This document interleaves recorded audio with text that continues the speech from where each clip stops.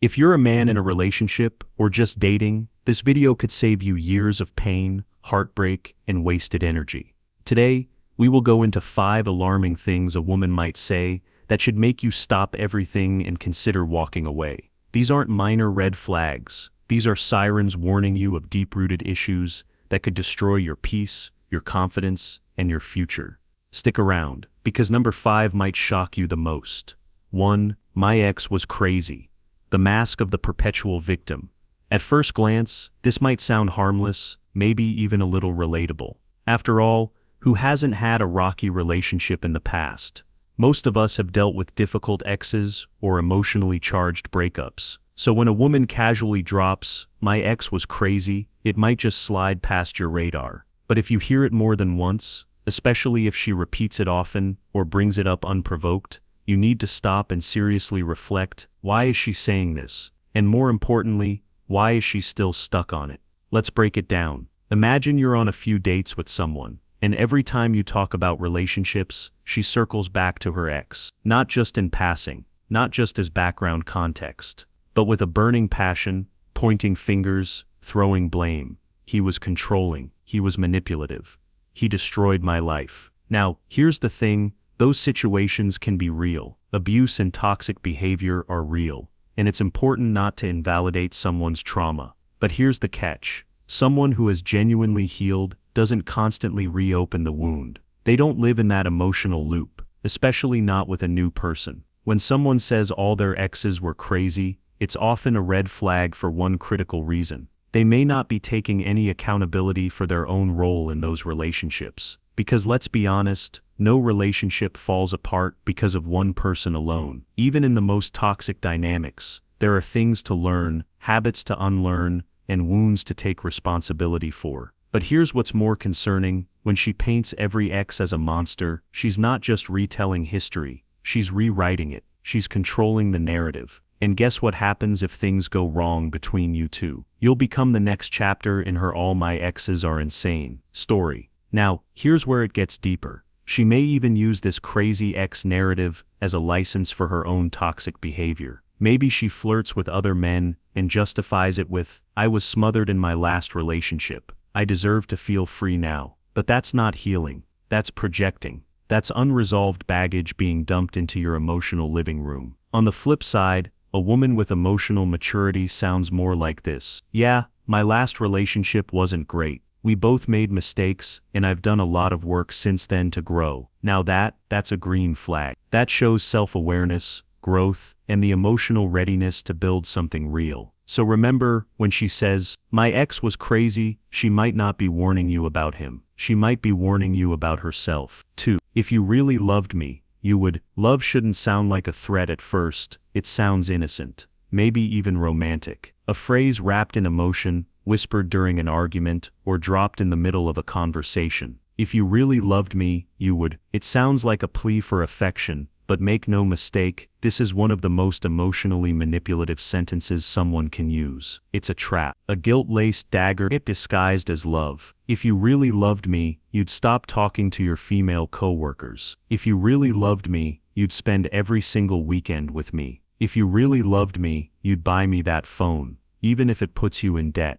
Do you see the pattern? It's not love, it's control dressed up as devotion. This phrase plays a dirty psychological game. It twists your emotions, makes you question your loyalty, and turns your boundaries into betrayals. Suddenly, saying no makes you the villain. Not because you did something wrong, but because you had the courage to stand up for your time, your finances, or your friendships. Let's go deeper. When someone uses love as a measuring stick for obedience, they don't want a partner, they want a puppet. One string at a time, they try to pull you in. "If you loved me, you'd cancel your plans. If you loved me, you'd post me more. If you loved me, you'd quit that job I don't like." And before you know it, you're no longer making decisions for you. You're constantly managing her emotions, walking on eggshells, afraid that one boundary too many might trigger the silent treatment, or worse, accusations that you don't love her at all. This isn't how love is supposed to work. Healthy love sounds like, "I feel uncomfortable about this. Can we talk about it?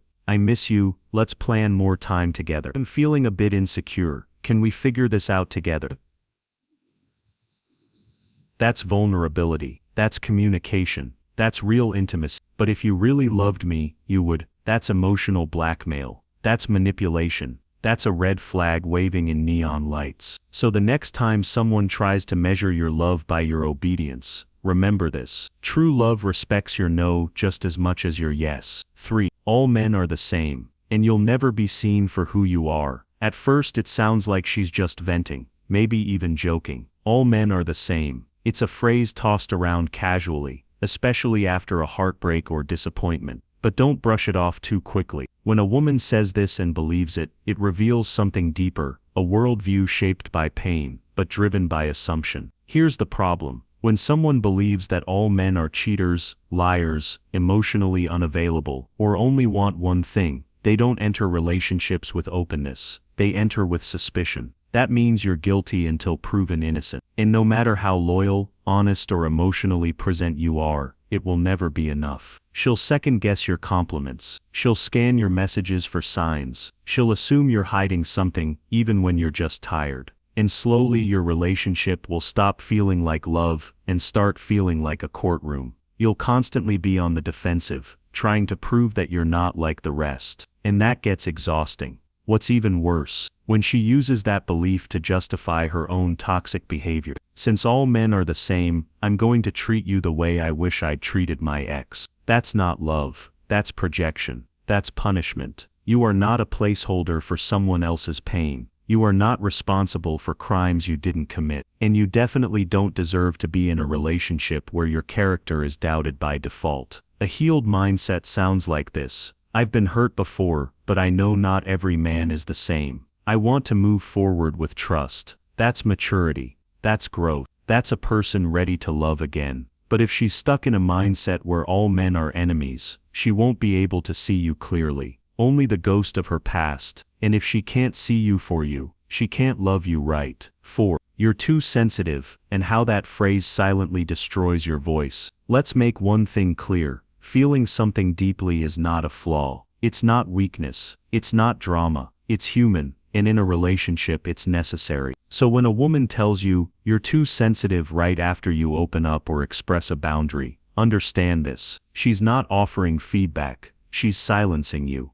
Imagine this. You calmly say, I felt disrespected when you made that joke about me in front of your friends. And she shoots back, you're too sensitive. I was just playing. That's not just invalidation. That's gaslighting. It takes your emotional truth and twists it into a character flaw. And the damage, it's slow but real. You start to question yourself. Maybe I'm overreacting. Maybe I should just let things slide. Maybe it's better not to say anything next time. And that's how you begin to shrink. You stop expressing. You stop defending your boundaries. You stop feeling, not because you're okay, but because you've been taught your feelings don't matter. In a healthy relationship, even disagreement is met with respect. A mature partner says, I didn't realize that hurt you. Let's talk about it, not you're too emotional. Get over it. Because emotional safety isn't a luxury, it's a requirement. If someone mocks your sensitivity, they're not showing strength, they're showing their own emotional immaturity, and no real connection can grow in that kind of soil.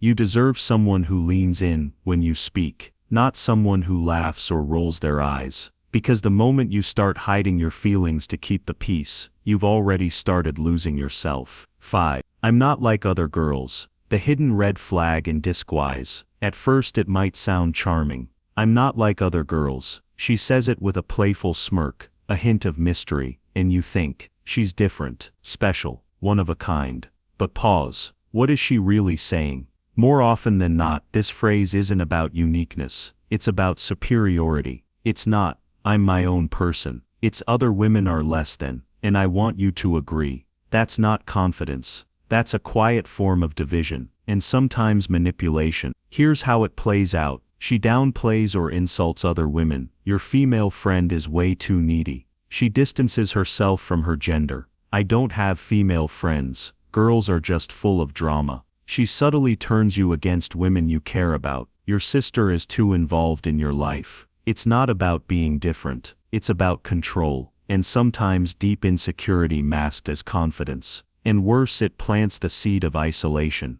You start questioning your friendships. You pull away from your female friends. You begin to see other women as threats, just like she does. A truly secure woman doesn't need to step on other women to feel tall. She respects your boundaries, trusts your judgment, and builds with you, not by tearing others down. So when someone constantly says they're not like other girls, ask yourself, is she celebrating her individuality, or building a pedestal on the backs of others? Because the healthiest love isn't built in isolation. It welcomes your world, and helps you grow within it.